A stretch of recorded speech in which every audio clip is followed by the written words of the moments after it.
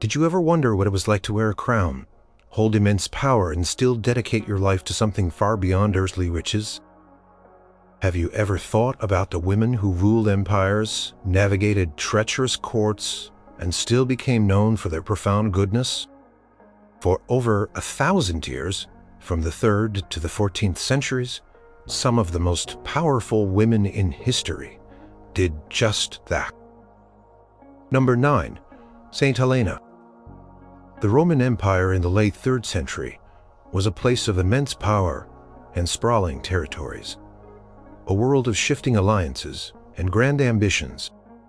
It was into this world that Helena, born around 250 AD, made her mark. Her beginnings were not those of royalty. Some early accounts suggest she might have been of humble origin, perhaps an innkeeper's daughter in Drepana, Bithynia, a region in what is now Turkey. This detail, recorded by historians like St. Ambrose, painted a picture of a woman who rose from obscurity to become a figure of profound influence. She married Constantius Clovis, a Roman officer who would later rise to become a Caesar, a junior emperor. Their union produced a son, Constantine, who would one day change the course of history for the Roman Empire and for the Christian faith.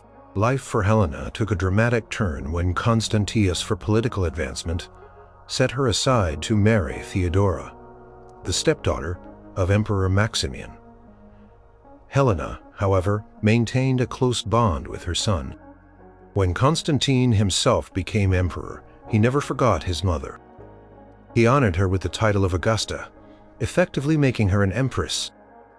This recognition, bestowed around 325 AD, gave Helena significant status and access to the imperial treasury, resources she would soon use for purposes beyond mere imperial splendor. Helena's faith was a deep and personal conviction. She became a Christian, though the exact timing of her conversion is not definitively recorded. Some traditions say her son Constantine influenced her, while others suggest she was already a believer. What is clear is that her faith became a central part of her public and private life, especially in her later years. Chroniclers like Eusebius of Caesarea, a contemporary historian, documented Constantine's own conversion and the subsequent shift in imperial policy towards Christianity, which Helena embraced with fervor. At an advanced age, in her late 70s, Helena embarked on a remarkable pilgrimage to the Holy Land. This journey, undertaken around 326 AD, was not a casual trip. It was a serious quest, driven by a desire to locate and preserve sites central to Christian belief. Her travels took her to Jerusalem, Bethlehem, and other significant places. During her time in Jerusalem, she oversaw significant archaeological excavations. Accounts from figures like Socrates, Scholasticus, and Theodoret, writing in the 5th century, described her efforts to uncover sacred relics, most famously the True Cross. The story of the discovery of the True Cross became one of the most enduring parts of Helena's legend. Historical accounts say she directed the removal of a pagan temple that had been built over what was believed to be the site of Christ's tomb. Beneath it, 3 crosses were reportedly found. To determine which one was the true cross, the Bishop of Jerusalem, Macarius, reportedly had a sick woman touch each cross. When she touched the 3rd cross, she was instantly healed, leading to the identification of the true cross. Pieces of the cross were then taken to Rome and Constantinople, while a large portion remained in Jerusalem. Helena also commissioned the construction of 2 major basilicas, the Church of the Nativity in Bethlehem and the Church of the Holy Sepulchre in Jerusalem, grand structures meant to commemorate the holy sites. She also established the Church of Elena on the Mount of Olives. Helena's travels also involved extensive acts of charity. Eusebius noted that she distributed generous alms to the poor and needy during her pilgrimage, often visiting them herself. She freed prisoners and pardoned exiles, using her imperial authority to alleviate suffering. She was described as humble despite her exalted rank, Mingling with common people and sharing her resources, Helena returned to Rome around 327 AD, bringing with her various relics and a reputation for profound devotion. She died shortly after her return, around 330 AD. Her body was interred in the mausoleum of Helena, outside the city of Rome on the Via Lavicana. Her legacy was immense. She was revered as a saint, almost immediately celebrated for her piety, her historical discoveries, and her pivotal role in establishing Christian holy sites. The Church of Santa Croce in Jerusalem, in Rome, built on the site of her palace, still houses some of the relics she reportedly brought back from Jerusalem, acting as a tangible connection to her remarkable journey. She is often depicted holding a cross, a constant reminder of her most famous expedition. Number 8. Saint Clotilde. The early 6th century in Gaul was a time of immense change and conflict. The Roman Empire had declined, and various Germanic tribes, including the Franks, were asserting their dominance. It was into this tumultuous era that Clotilde, born around 475 AD, entered the historical stage. She was a Burgundian princess, the daughter of King Chilperic II of Burgundy. Her family suffered greatly during tribal conflict. Her father and mother were reportedly murdered by her uncle Gundobad, who took over the kingdom. Clotilde, along with her sister Crona, was left orphaned. Crona eventually became a nun.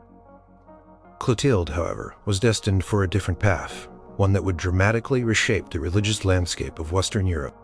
Counts by Gregory of Tours, a contemporary historian, writing in the late 6th century, describe Clotilde as a woman of striking beauty and sharp intelligence, but also of deep Christian faith.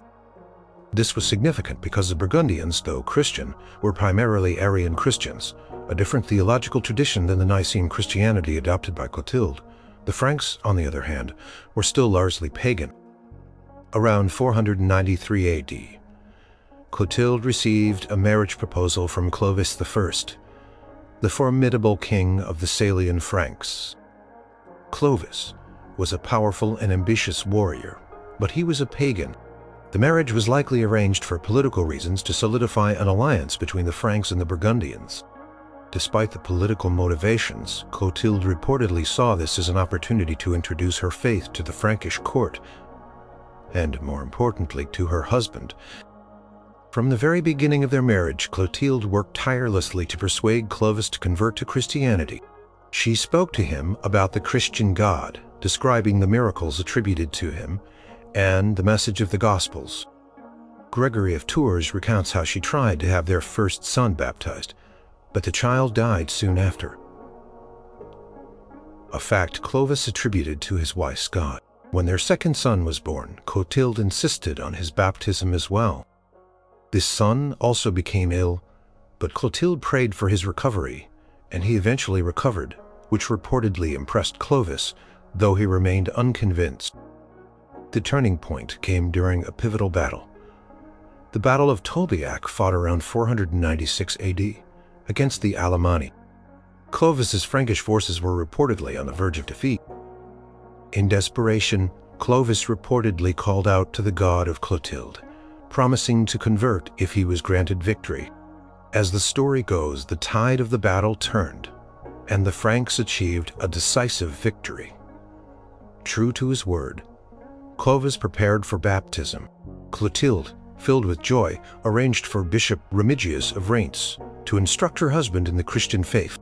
On Christmas Day, around 496 AD, Clovis was baptized in Reims along with 3,000 of his Frankish warriors. This event was monumental. It marked the conversion of the Franks from paganism to Nicene Christianity, aligning them with the theological traditions of the Roman Church and setting them apart from other Germanic tribes who were Arian. Clotilde's steadfast efforts were instrumental in this historic shift. Clotilde continued to be a strong influence on Clovis and their children. They had 4 sons: Chlodomir, Childebert I, Clothar I, and Theuderic, who was Clovis's son from an earlier relationship, but Clotilde raised him. She raised them in the Christian faith, and they all became kings of various Frankish realms after Clovis's death in 511 AD. After Clovis's death, Clotilde retired from active political life and settled in Tours near the tomb of Saint Martin. She devoted her remaining years to prayer, acts of charity, and the establishment of religious institutions. She actively intervened in the affairs of her sons, sometimes trying to mediate their constant feuds, which were common among the Merovingian kings. She built churches and monasteries, including the Basilica of the Holy Apostles in Paris, later renamed Saint Genevieve, where Clovis was buried. Clotilde lived for many years after her husband dying. Around 545 AD, she was buried alongside Clovis in the Basilica of the Holy Apostles. Her life, as described by Gregory of Tours and others, was a testament to her profound faith and her unwavering determination to bring her husband and his people to Christianity. Her persistence in the face of Clovis's initial resistance and her pivotal role in the conversion of the Franks had a lasting impact on the religious and political landscape of Europe, shaping the course of the early medieval period. Number 7. Saint Ratagon. The mid-6th century in Francia was a time of brutal power struggles and shifting alliances among the Merovingian kings, the descendants of Clovis I. It was a world where dynastic ambition often led to violence and betrayal. Radegund, born around 520 AD, was a princess from Thuringia, a Germanic kingdom. Her early life was marked by tragedy and the harsh realities of tribal warfare. When she was just a girl, probably around the age of 12, her homeland was conquered by the Franks, specifically by King Theuderic I and King Clothar. The first Radegund was taken as part of the spoils of war. Brought back to Francia as a captive, she was given to Clothar I, a powerful and ruthless king, known for his many marriages and fierce temperament. She was brought up and educated in his care, likely at his royal villa in Athy. Even as a young woman in the royal household, Radegund reportedly showed a profound inclination towards religious devotion.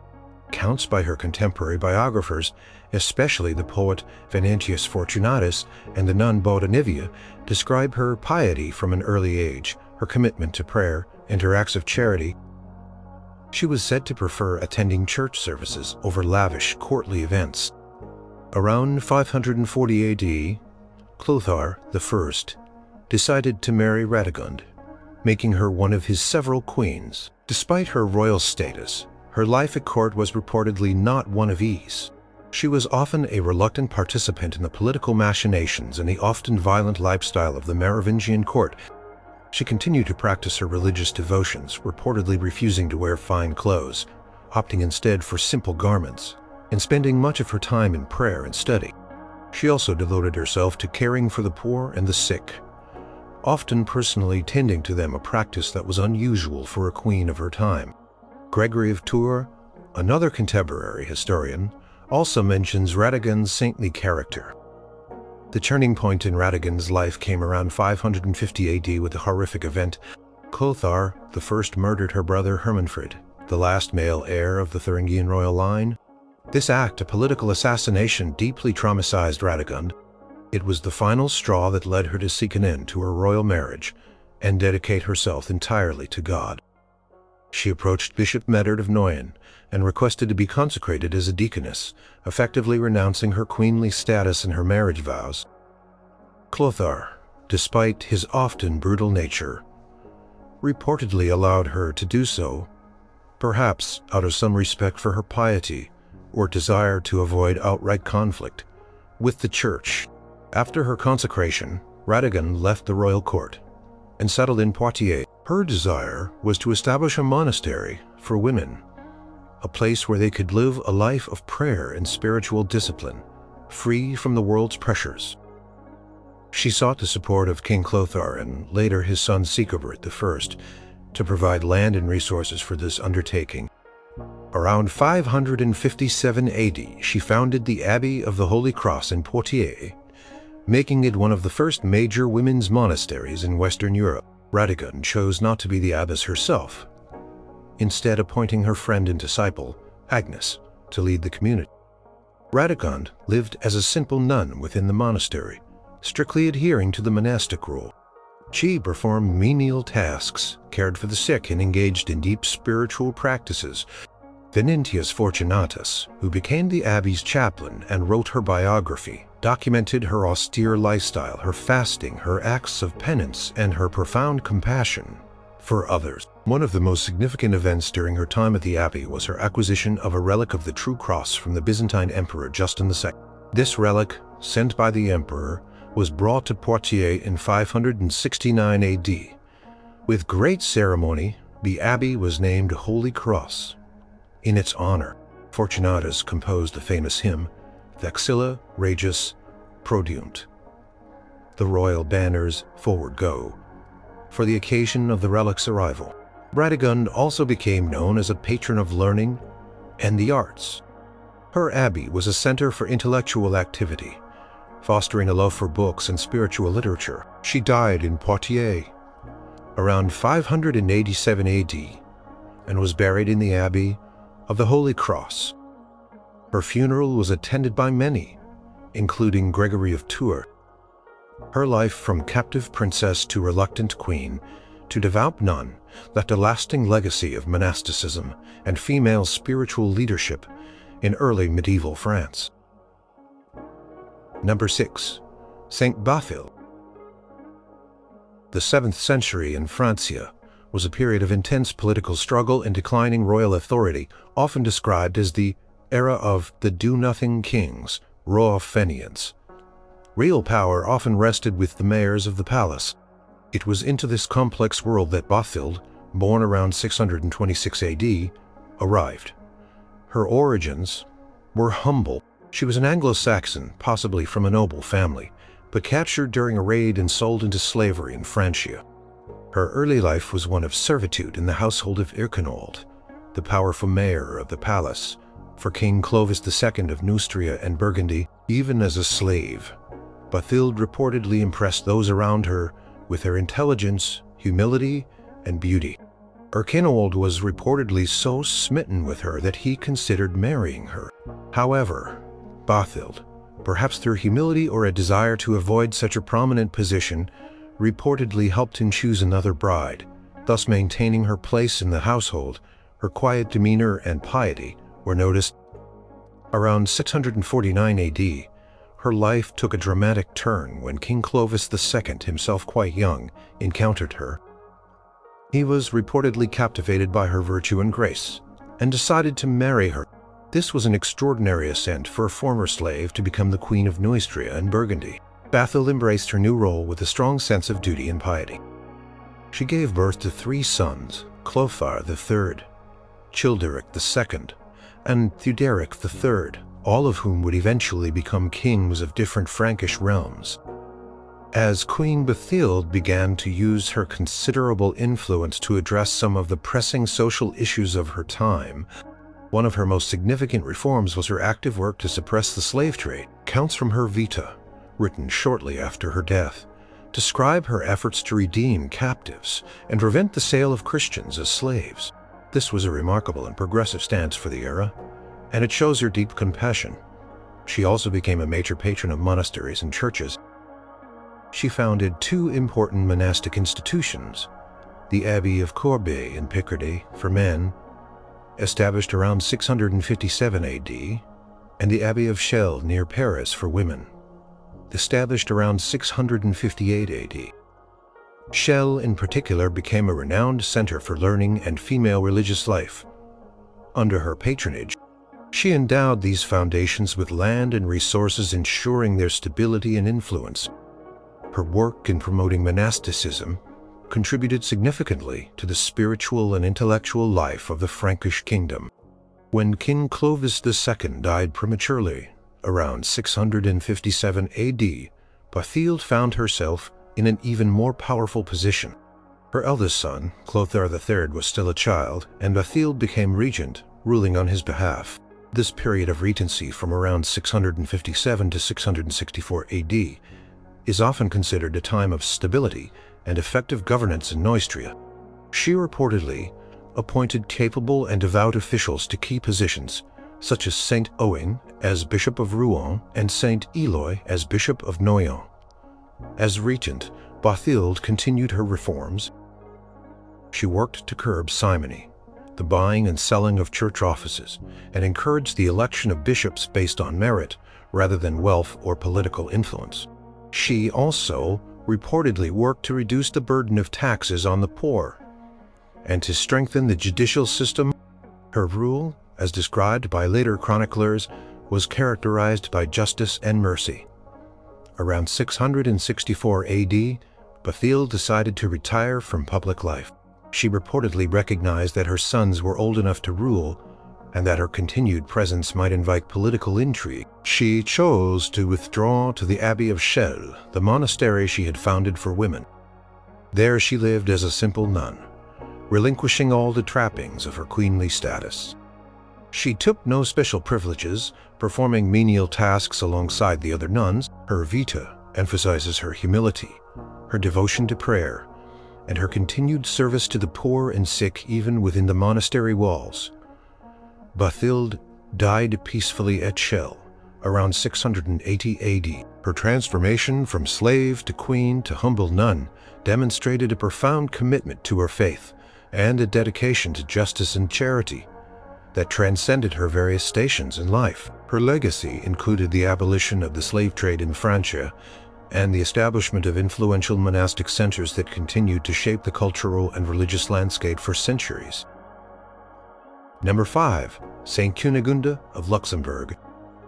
The Holy Roman Empire at the turn of the 11th century was a vast and complex entity, a mosaic of duchies, counties, and bishoprics, often held together by the strength and legitimacy of its emperor.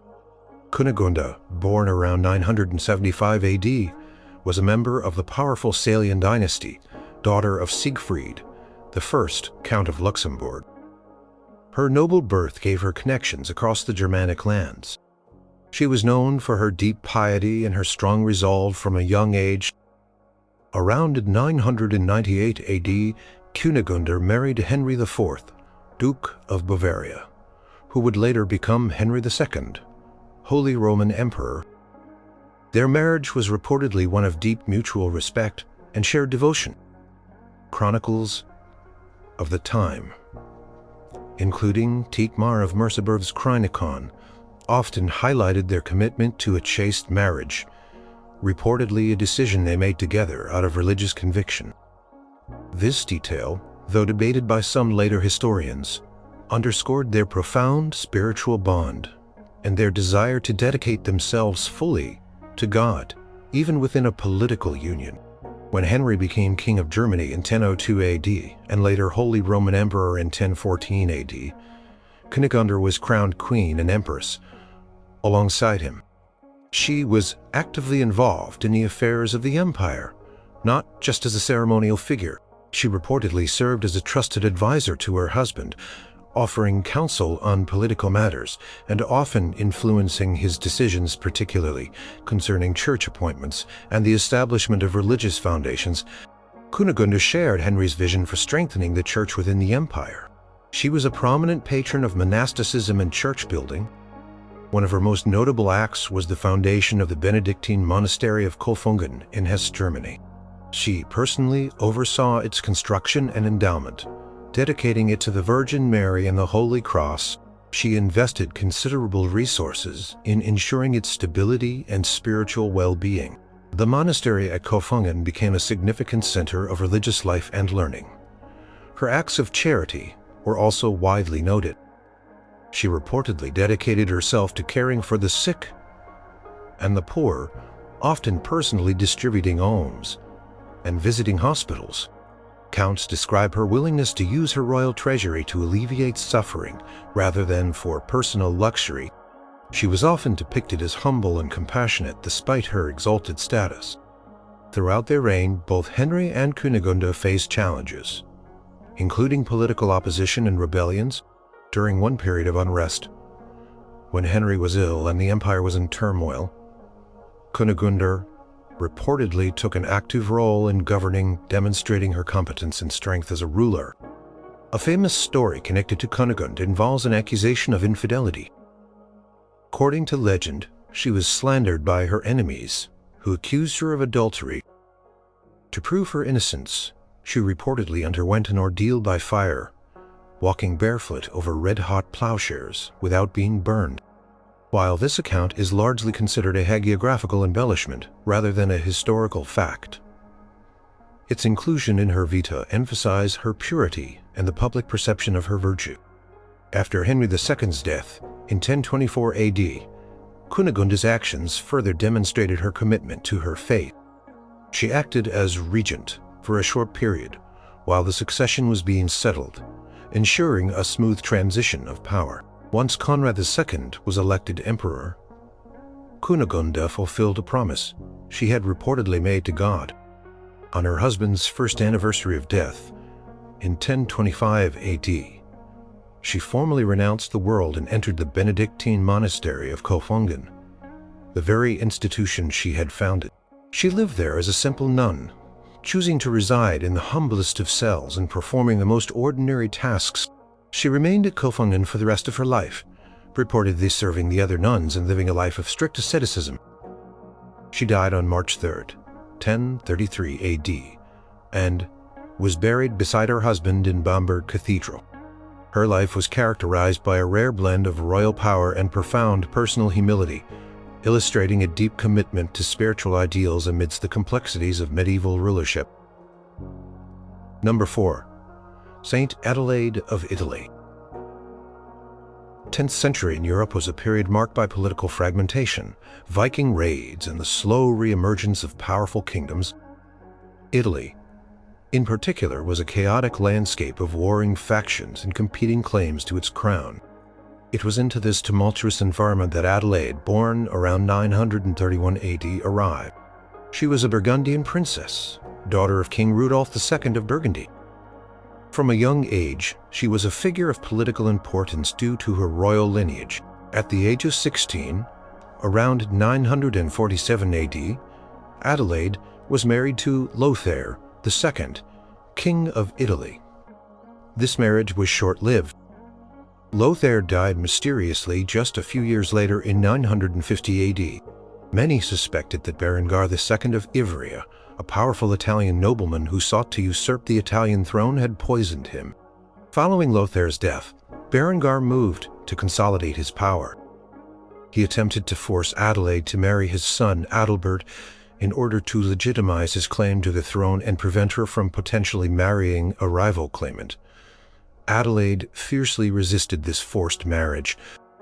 Her refusal reportedly led to her imprisonment by Berengar, initially in a castle on Lake Garda, and later in a tower at Como.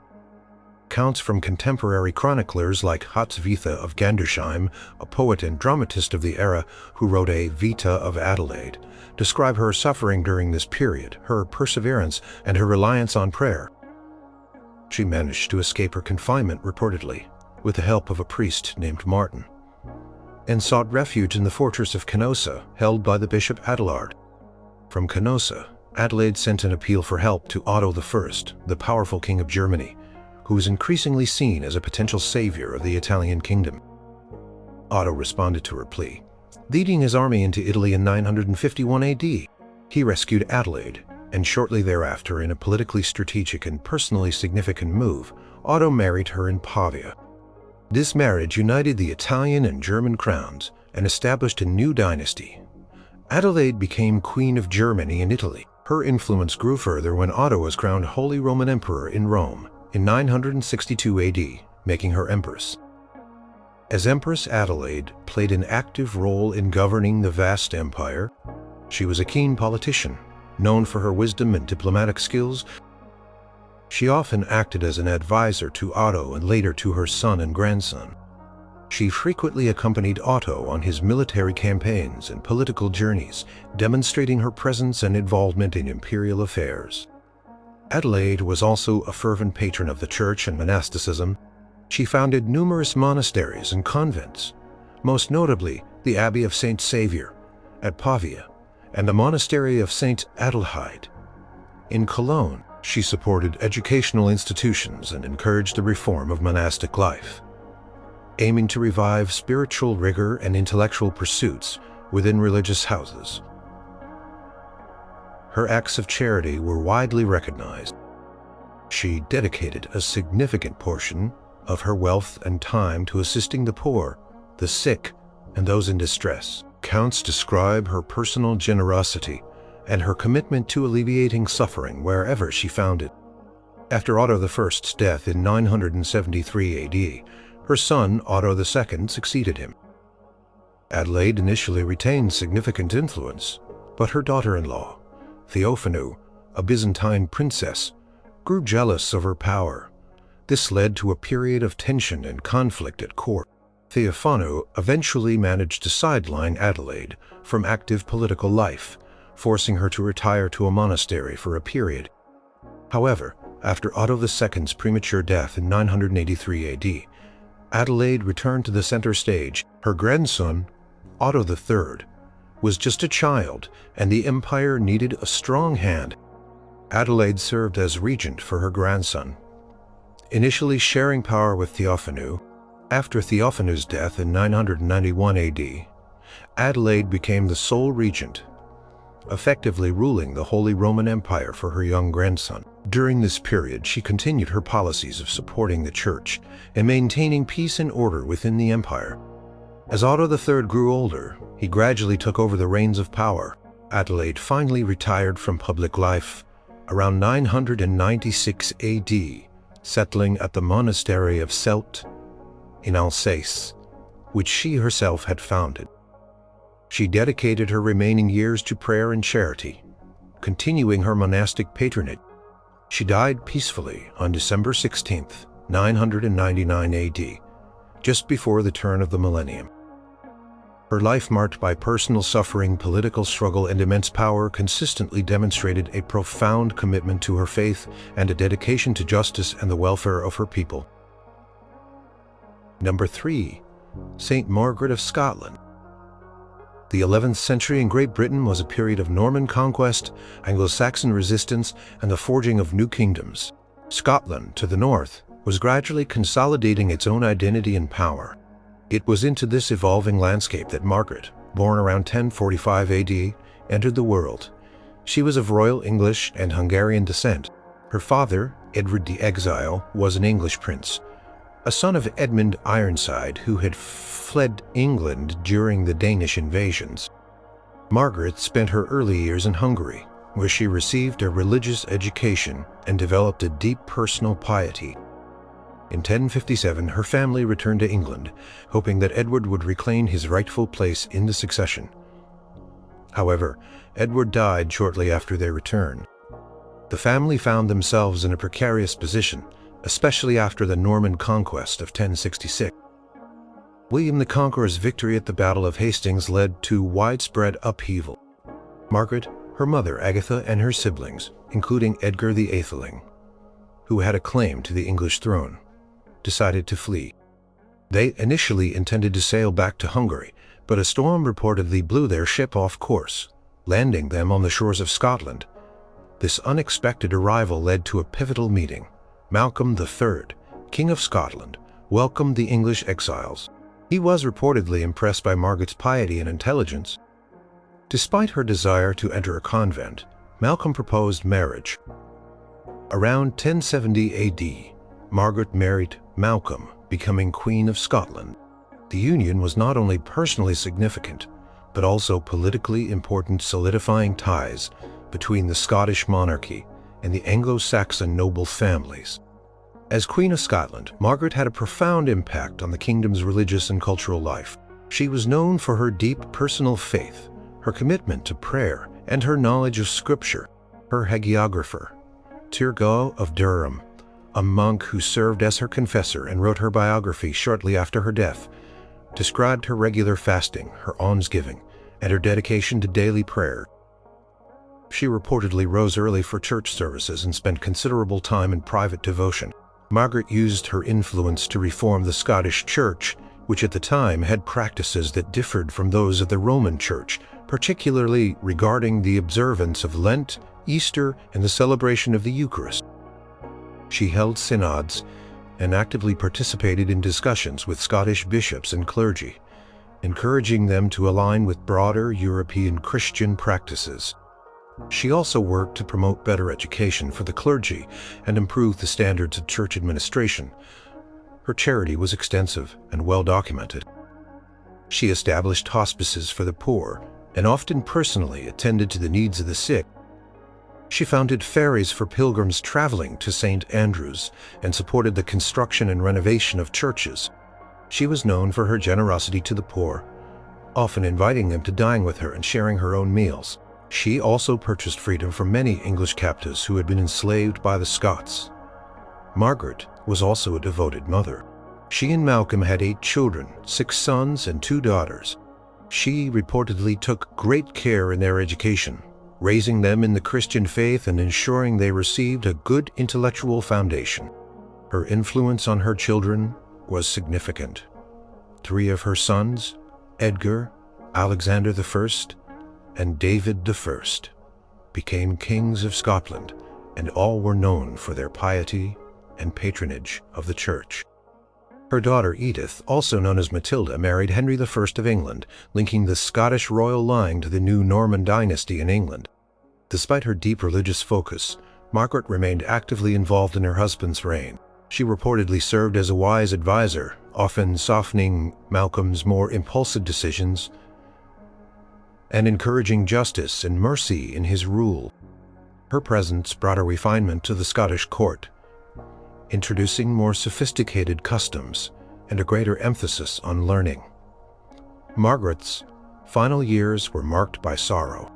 In 1093, her husband, King Malcolm III, and their eldest son, Edward, were killed during a skirmish with the English at the Battle of Alnwick. Margaret was gravely ill at the time, and the news of their deaths reportedly hastened her own decline. She died just 3 days later, on November 16, 1093, at Edinburgh Castle. She was buried in Dunfermline Abbey, which she and Malcolm had significantly endowed. Her life was seen as a model of queenly virtue, blending royal duty with profound personal sanctity and social reform, leaving a lasting impact on Scotland. Number 2. Saint Elizabeth of Hungary. The early 13th century in Central Europe was a time of burgeoning cities, new religious orders, and intense spiritual fervor. It was also a period of political power struggles and growing social inequalities. Elizabeth, born in 1207 AD, was a princess of Hungary, the daughter of King Andrew II and Gertrude of Merania. Her royal lineage placed her at the heart of European aristocracy. From a very young age, she reportedly displayed an unusual piety and a deep compassion for the poor, a trait that would define her brief but apolitical life. At the age of 4, Elizabeth was sent to the court of Thuringia in Germany to be raised as the future bride of Louis IV, the Landgrave of Thuringia. This was a common practice, for royal children meant to foster political alliances. Growing up in the Wartburg Castle, Elizabeth was known for her humility and her preference for simple living over courtly extravagance. She reportedly spent much of her time in prayer, fasting, and acts of charity, much to the perplexity of some at court. She was influenced by the ideals of the newly founded Franciscan order, which emphasized poverty, humility, and service to the poor. In 1221 AD, at the age of 14, Elizabeth married Louis IV. Their marriage, unusually for the time, was reportedly based on mutual affection and spiritual devotion. Louis was supportive of Elizabeth's charitable activities, often defending her against those at court who criticized her generosity as excessive or inappropriate for a queen. They had 3 children: Herman, Sophie, and Gertrude. As Landgravine, Elizabeth dedicated herself to alleviating suffering. She used a substantial part of her dowry and income to establish hospitals, almshouses, and orphanages. She often personally visited the sick, tended to lepers, and cared for the destitute. Accounts from her 4 maids, who later testified during her canonization process, describe her profound acts of humility, such as spinning wool to make garments for the poor, mending their clothes, and sometimes even selling her own jewels to provide food or medicine. One of the most famous stories associated with Elizabeth is the miracle of the roses. According to legend, Elizabeth was secretly carrying bread in her cloak to distribute to the poor against the wishes of some court officials. She encountered Louis on her way, and when he asked what she was carrying, she opened her cloak, and instead of bread, it was filled with roses. This story, though likely an illustrative legend, captured the popular imagination and highlighted her unwavering commitment to charity. Despite potential opposition, Elizabeth's life took a tragic turn in 1227 AD. Louis IV joined the Sixth Crusade, responding to the call of Emperor Frederick II. While en route to the Holy Land, he fell ill and died in Otranto, Italy. His death was a devastating blow to Elizabeth. She was just 20 years old and suddenly a widow with 3 young children. Following Louis's death, Elizabeth faced considerable hardship. Brother-in-law Henry Raspe took over the regency, and some sources suggest he treated Elizabeth harshly, potentially expelling her and her children from the Wartburg Castle due to her excessive generosity and her perceived disregard for courtly etiquette. She reportedly had to seek refuge for a time, living in poverty with her children. However, a knight loyal to her husband eventually intervened, restoring her property and ensuring the welfare of her children. Despite these difficulties, Elizabeth continued her life of extreme austerity and charity. She placed herself under the spiritual direction of Conrad of Marburg, a strict Dominican inquisitor. She made a vow of poverty and joined the Third Order of St. Francis, becoming one of its earliest and most prominent members. She built a hospital in Marburg, dedicating it to St. Francis, and spent her remaining years working there as a nurse, living a life of simplicity and service, often personally caring for the most marginalized members of society. She renounced the use of her royal title and wealth, opting for a life of complete dedication to God and the poor. Elizabeth's health, already fragile from her ascetic practices and constant service, declined rapidly. She died in Marburg on November 17, 1231, at the young age of 24. Her death caused a great outpouring of grief, and numerous miracles were reportedly attributed to her intercession. She was canonized by Pope Gregory IX just 4 years later in 1235.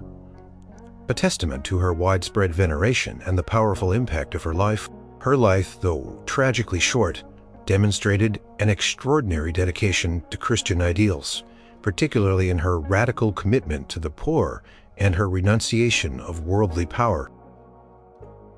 Number 1. Saint Elizabeth of Portugal. The late 13th and early 14th centuries in the Iberian Peninsula were marked by the ongoing Reconquista, a series of military campaigns that sought to reclaim the region from Muslim rule, and by the consolidation of Christian kingdoms. It was a time of both conflict and cultural exchange. Elizabeth, born in 1271 AD, was an Aragonese princess, the daughter of King Peter III of Aragon and Constance of Sicily. Her early life was shaped by a strong religious upbringing within her family, which included several other saints. At the age of 12, in 1282 AD, Elizabeth was married to King Denis of Portugal. This marriage was a strategic alliance between the kingdoms of Aragon and Portugal. As Queen of Portugal, Elizabeth faced a challenging environment. Her husband, King Denis, was a strong ruler, known for his administrative reforms, his promotion of agriculture, and his establishment of the University of Coimbra. However, he was also reportedly a man of less personal piety than Elizabeth and was known to have several illegitimate children. Despite the complexities of her marriage and the political demands of her position, Elizabeth maintained a life of profound personal devotion. She reportedly devoted many hours each day to prayer, fasting, and other spiritual exercises. Her deep faith manifested itself in extensive charitable works. She established numerous hospices, orphanages, and shelters for the poor and the sick throughout Portugal. She often personally visited these institutions, tending to the needs of the residents, washing their feet, and providing them with food and clothing. Accounts of her life, including contemporary chronicles, describe her extraordinary generosity, often using her own personal income to fund these endeavors. One of the most enduring stories associated with Elizabeth is the miracle of the roses, also attributed to Elizabeth of Hungary. According to legend, when she was secretly carrying bread in her apron to give to the poor her husband, King Denis confronted her and asked what she was hiding. When she opened her apron instead of bread, it was reportedly filled with roses. This story, regardless of its historicity, reflects her widespread reputation for charity and compassion.